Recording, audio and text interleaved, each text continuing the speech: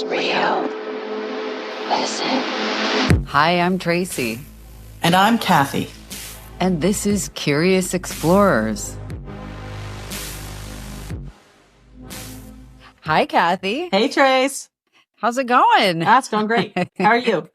Okay. I haven't seen you again in a while. It's been like a crazy few months. And, I wanted to bring you up to speed on some of the stuff while you were in Transylvania hunting vampires and other spooky things. I did interview ghost hunter and author and fellow remote viewer Michael Robartes. Yes, and I haven't had a chance to watch it yet, but I'm really excited. Yeah. Well, it's interesting because I forgot to ask him if he knows Adam, aka Adam Berry, because his ghost hunting kind of arm is part of the TAPS family, the Atlantic Paranormal Society. So, but it was a really interesting interview. It's one of those things that I edited that night. Like I couldn't not get back to it. I had some crazy stuff happening and I had to just say, is this me? Is this, but anyway, just to summarize for you and anybody who hasn't watched it. So Michael is, he does other things too, but he wants to remain an international man of mystery. So I'm not going to out him, but we know each other from the remote viewing world. And, I found out he'd written this book, with his co-author, Paul Conroy, who's actually a huge Bigfoot person. So I learned a lot about Michael and about their journeys together and his paranormal experiences. And you and I have talked, we both have had paranormal, but also psychic experiences forever. And but a lot of times it's kind of intermittent for me. Right. And when Michael, I'm telling you, this was like an hour-ish interview. My hair's almost standing up as I try and tell you because I watched, like I was transfixed as he was talking about how he got into this work, which is because he felt like he had not a demonic possession, but like an infestation. Mm-hmm. He was starting off on a light note. His face looked completely different to me. And this was for several minutes. And I was transfixed. And as he was talking later on about, he had this, people should watch the episode. He had this like crazy way of, not crazy, like out there, but just this way of describing, just like these layers of paranormal things, like things on the periphery, almost like a hierarchy, like something on the periphery that might be demonic or something similar. And he's careful about using that word, right? Kind of feeding off of the distress that he thought other entities could cause living people. Mm-hmm. And as he was talking about these things, like a kind parasite? Of lurking, he was saying it's almost like, a lion waiting while the hyenas like attack something and then going in to take it. And I'm creeped out even just relaying that to you. Right. But as he was talking about things being on the periphery, I could see these shadows moving around where the ceiling and the wall met. And I tell you, I've watched that episode probably more than I've watched any other episode between the editing and the rewatching it, trying to say, do I see that now? Right. But when he was talking about this thing, I know how it's going to sound batshit crazy to a lot of people, but not everybody. I felt like whatever thing is still lingering with him somewhat wanted me to see it. Was letting you know it was there.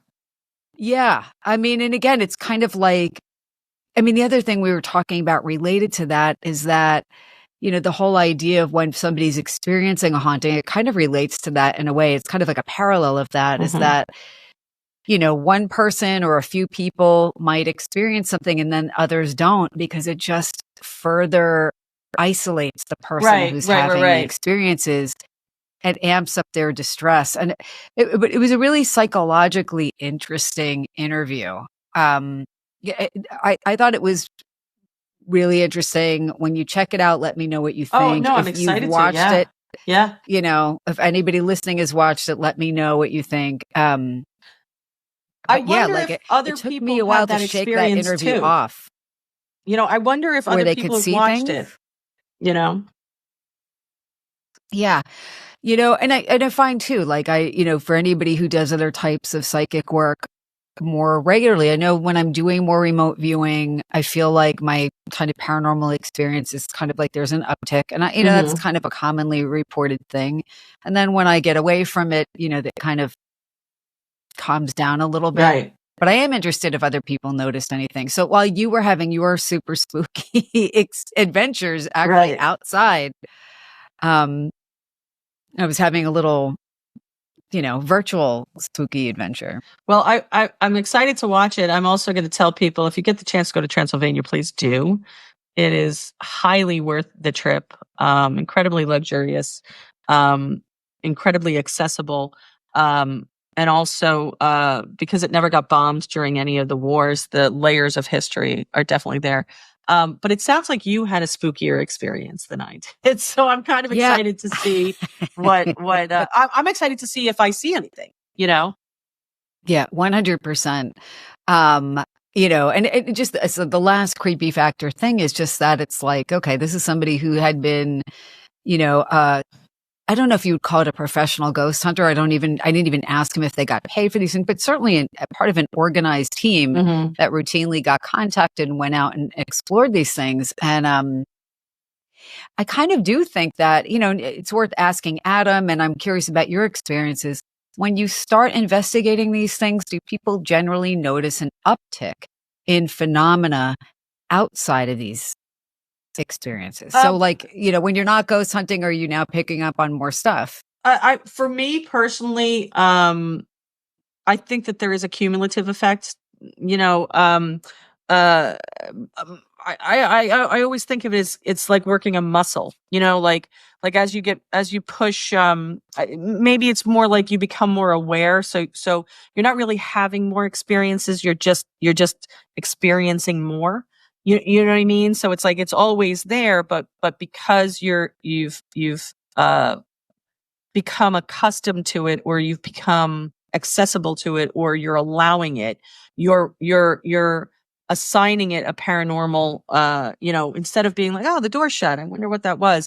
You're noticing, well, the door's shut and there was nobody there and there's no draft. And, you kind of start to realize that a lot of the things that I just take casually as, just odd experiences, I'm looking at more, but I will say the more psychic things I do, the more I'm involved in psychic stuff, the 100% the more psychic experience I have. If I'm doing something, and I will say too, like I recently had a bunch of new stuff come into the museum, the paranormal museum, and that always kicks up activity in the museum for a certain time period. And I don't think I always noticed that. I don't think I always noticed that there was a correlation.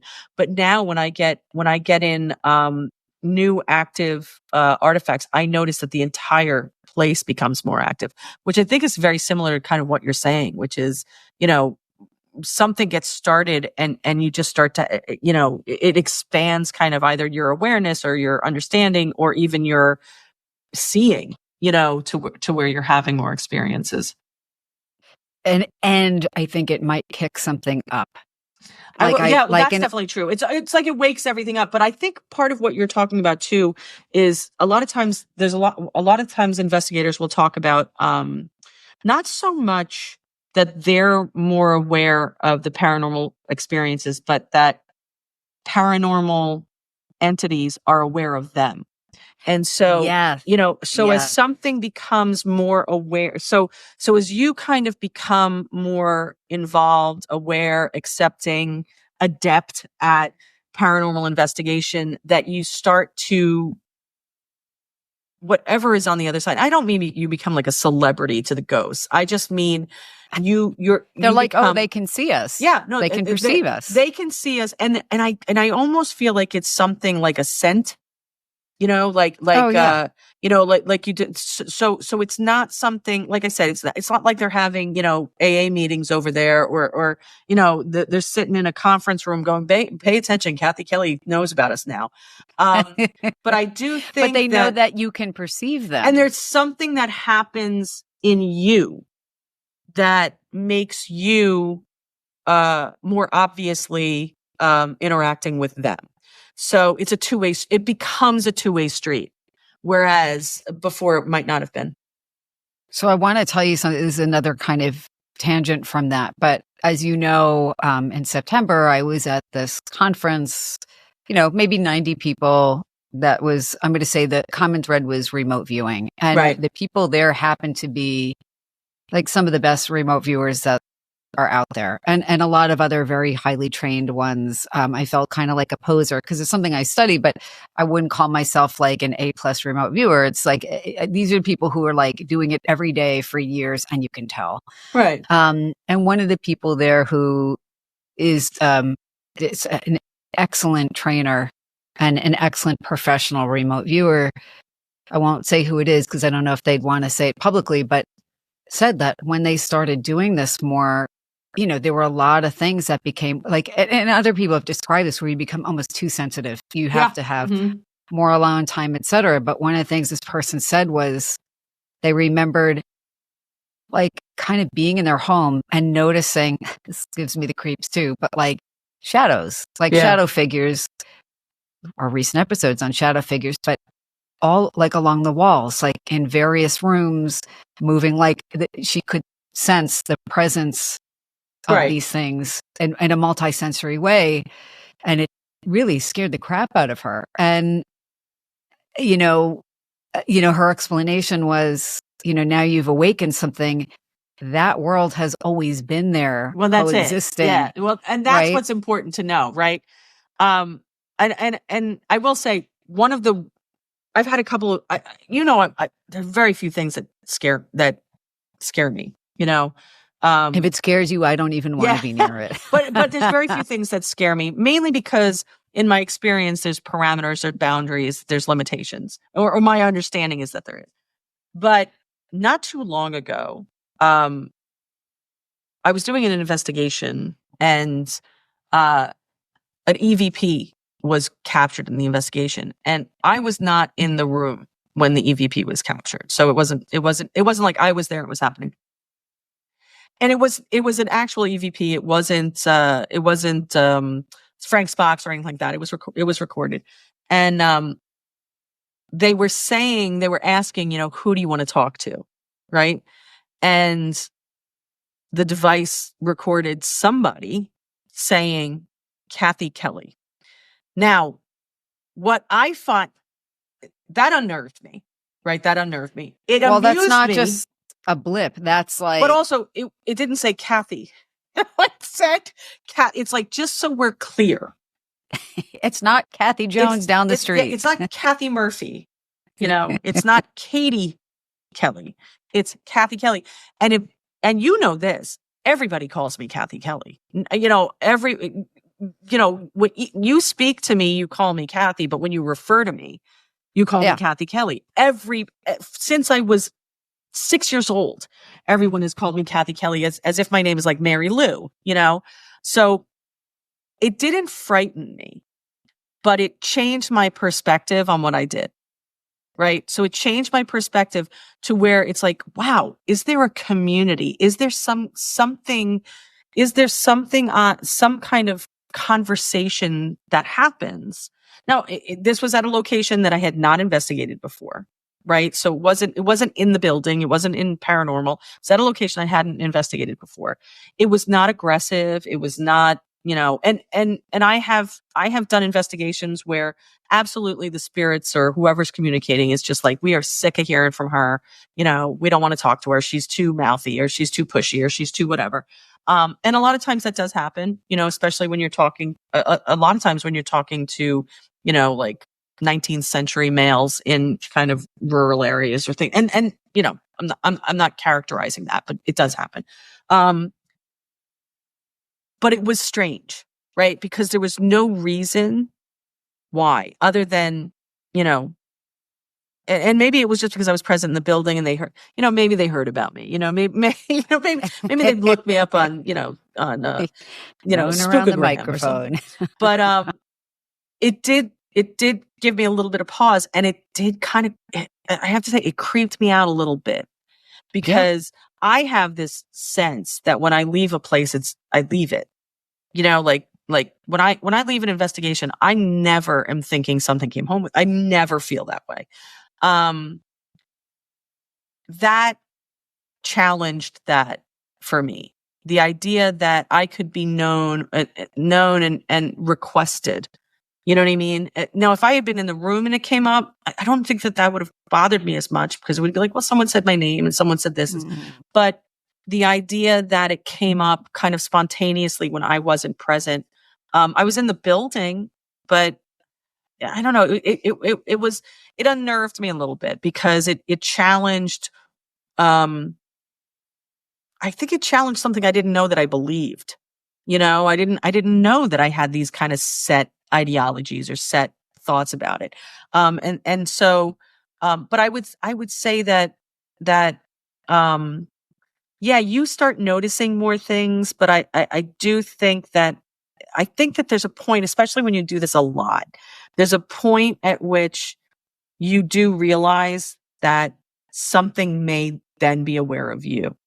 Oh, yeah. And when that 100%. happens, you start to realize that investigation is a relationship and not a zoo. It might be a stalker relationship. Yeah, though. well, I don't know if it's not necessarily the relationship you want. It also reinforces the idea, though, that people sometimes investigate and they go in and they're like, oh, I'm going to speak to this consciousness that is in this one moment in its life. Right. It's in this one moment. This specific event happened and I'm going to hone in on that. Right. And only in this place, as if it can't go somewhere else. Even if it can't because of its own psychological limitations, even if it's, or physiological or whatever, but that, the presumption that it's there because of its moment of death, or the presumption that it's there because it had this one traumatic experience, as if it's not doing a billion other things or thinking a million other thoughts or growing and changing, doing all of these things. And then to have it be like, who I'd like to talk to? I'd like to talk to her. And what that says is it's paying attention. It has opinions, and it's looking and being like, well, I like the quality of that work or and to be honest with you, I'm gonna tease something because it's something that I'm working on. And I mentioned it in one of the other podcasts, but something has been coming up in investigations I've been doing for the last, I'd say 14 months. And I think it's kind of a popular little phrase that people are using now, but I don't think it's new phenomena. I just think it's phenomena that, that just shows how we try to categorize things and how phenomena is a lot more broad and a lot more complex. It doesn't sit comfortably, like things don't necessarily sit comfortably in these little categories that we're doing.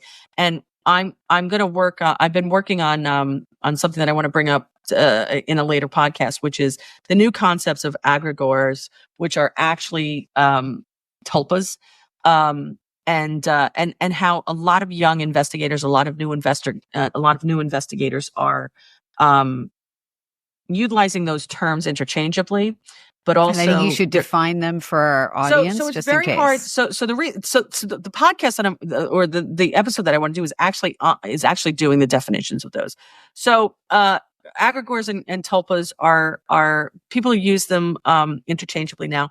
A tulpa, and I'm going to use tulpa because that's I'm old school, so that's what I did. But tulpas are literally sentient beings that have never been incarnate, that are not spirits, that are not demons, that are not elementals, but they are beings of consciousness that are born from the faith, belief, and the power of an individual or a group's thought, right? So in other words, you think a being into existence, it becomes sentient. It also then becomes capable of existing without you, right? So it is a thought being that is like a birthed. thought form that takes on its own kind of it's a thought existence. form that ultimately becomes its own sentient being that operates and exists separate from its creator. So it's, it's a child without a body, and without the limitations of a body. An egregore is, people use it interchangeably now, but I would argue that an egregore is less about a being and more about the sculpting of energy based on people's feelings about it. So if you have kind of random ambient energy in a specific place that is not necessarily sentient, that is not necessarily, it's energy, and it's energy that is colored by emotion. So if you go into a place that looks creepy and you keep being scared of it, it ultimately starts to become something you should be scared of, right? It's ultimately going to, it with that energy, and it's not necessarily going to hurt you, but it's emanating something because what it essentially keeps consuming is your fear. So you walk into a place, and it's like, it looks creepy in here, I'm scared. And then ultimately you walk into a place and it's scary because it's scary, tulpas are more complex. So it's interesting because when we do that episode, I'm already thinking, it's like there's the psychological version, right? We infuse the situation with things, our own ideas that it's anxiety provoking, and then we get into it and it actually does provoke anxiety, right? Mm-hmm. Or we're not going to do well, and then we get there and we don't do well because of all of the mental self-fulfilling kind of prophecy stuff. Right. The other quick thing is, this also came up at the remote viewing conference, that you can, and people have remote viewed things that were mentally constructed and very infused with energy. Right. And it is actually hard to distinguish between something real and something that is a thought form that a ton has been invested into, like a literary character, etc. Right. You can, there are people who would be good at saying, oh, and it feels not real. Right. I'm just, and my last quick thing about that is Santa Claus and figures like that. I imagine on some astral plane or something is a thought form that is probably now like a being. Yeah. And there's a great, the famous one is the Philip experiments in in Canadian University in Toronto. And yes, I'll delve into that. The one thing that I would say about tulpas though is in the cultures that believe in them, they are real. They're utterly and completely real. And I think Fortune wrote a lot about them as well. So the reason why I brought it up is because in one of the investigations that I did recently, the investigator believed that they were dealing with an egregore because of some of the information that was coming back. And when I brought up the idea of a tulpa, I realized that, people think that these are essentially interchangeable things. And they're not, because a tulpa becomes a being. An egregore is essentially Play-Doh, where you put Play-Doh onto a newspaper and pull it off, and it's going to reflect. So interesting. You know what it is? It's like when you put food in a refrigerator, and it starts, you put something in the refrigerator and it starts to taste like the smell of a refrigerator. If you don't cover it, you're like, oh, that's just... It's the ice cubes that didn't change out. That's it, exactly. But those are some things that I really wanted to bring up, and especially because they came up in investigations, but also because I think that they're really interesting, and I really do think that they come up in people's lives. Oh, definitely.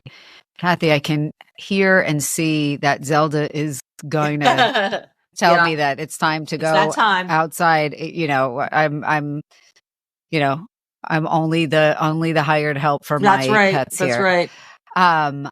But this was a great and fun teaser conversation. Yes. Everybody, if you have other things you want us to look into, please let us know. Leave us a comment. Go to our website and send us an email. You can do that. We'd love to hear from you, your true stories, your suggestions, your comments, and more.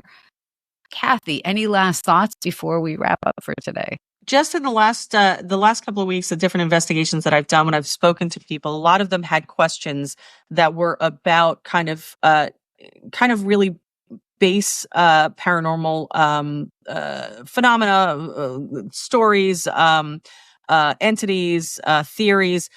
If you have something that you'd like us to delve into, I love to be directed in that way because it's a great refresher for me.